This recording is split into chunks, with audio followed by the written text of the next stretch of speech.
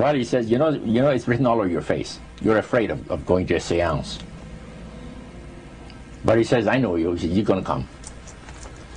And then he started telling me how brave I was when I was aboard ship, you know, different things. He says, you're not the same man, you're changed. You're chicken. That's all I needed to hear. I said, when do we go to a seance? So one Saturday evening, we were in the place.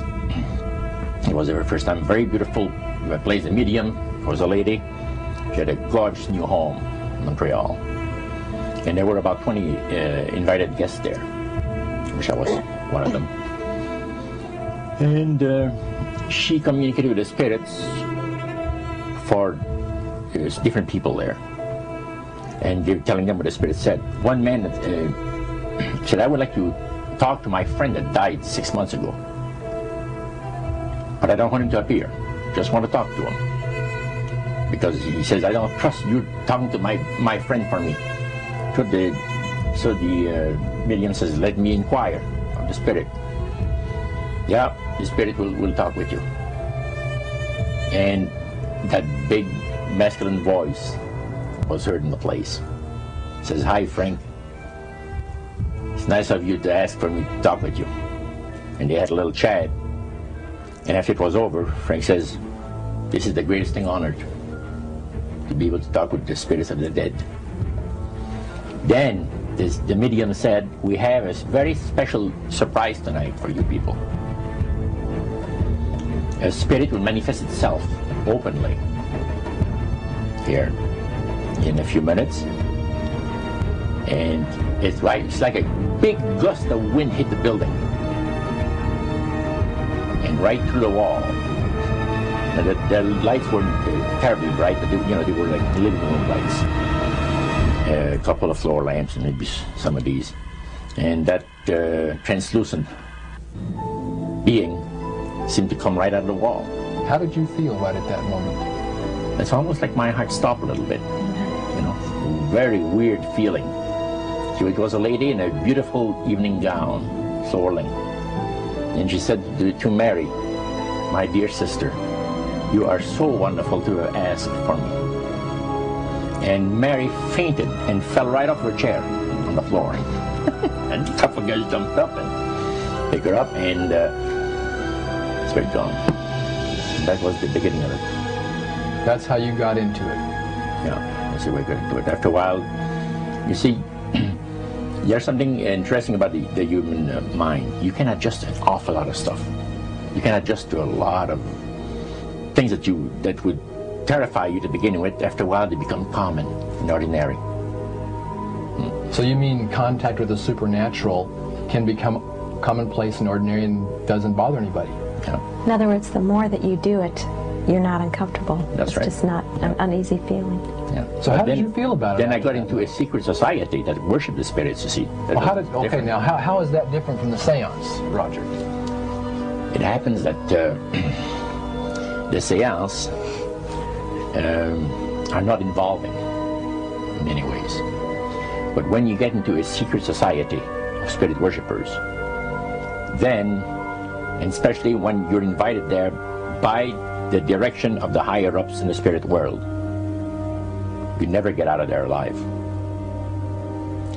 And this is exactly what my friend and I were up against. We didn't know anything about.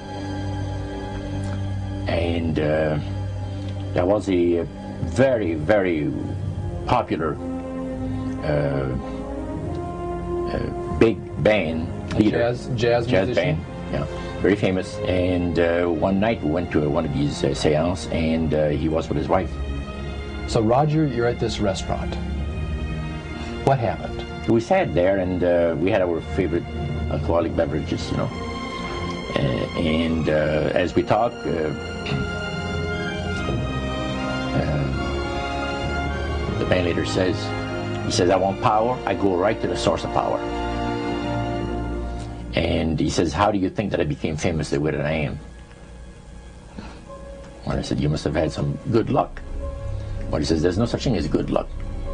He says, there's either some power working for you somewhere, or you don't get ahead in this world. Not in my type of occupation.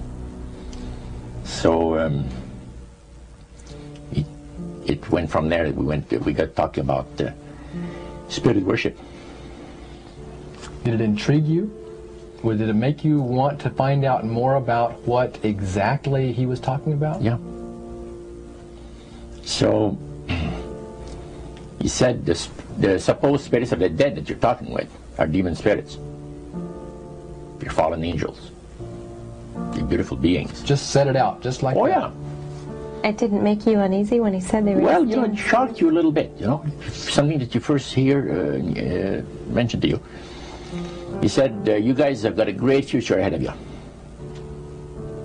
Because we've been told, the high priest of our society, secret society, has been told that the master has very special plans for you too. Now, what did he mean by the master? Satan. And we were interested to hear more about it. And he told us, he says, look, we worship spirits.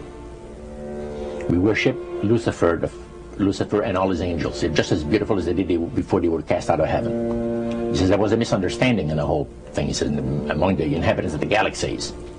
And he says our master was misunderstood. And God did not bear with him like he does with people that make mistakes today. So we're in a warfare, good against evil. And we happen to be the evil ones, but we're not that bad. He says, I look at this business between the forces of good and evil. He says, you believe in one person believes in God, and everyone believes in Lucifer. It's like politics. So the great controversy is real. And you've heard someone talk about it that's on the other side. And to these people, they are sold to the fact that Christ will not return to this planet with power and great glory. He's going to abdicate all claims to the planet, because the high priest once said that Christ will abdicate all claims to the planet because he knows that it is lawfully and rightfully Satan's. And at that time he says, so the priest says, well now, he says, for those of you that are new, let me tell you that this is the most feasible way, he says, to please the spirits is to deride Christ and his people, and his church and all that. So they sing out of Christian hymnals. They didn't sing Christian words to the hymns, however. Well, they changed a lot of them. Yeah. And not for the good. It's a form of blasphemy. Yeah. Such as you see today in the rock music world. You see the entertainers, they have these crosses. The ladies got earrings, crosses. The guys got crosses. This is a form of blasphemy, a form of deriding Christ. You see.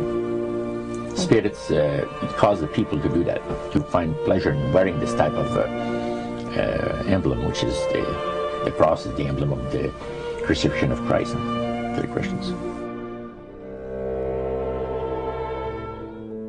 Better to reign in hell than serve in heaven, is that it? Why not? I'm here on the ground with my nose in it since the whole thing began. I've nurtured every sensation man has been inspired to have. I cared about what he wanted, and I never judged him. Why? Because I never rejected him. In spite of all his imperfections, I'm a fan of man. I'm a humanist.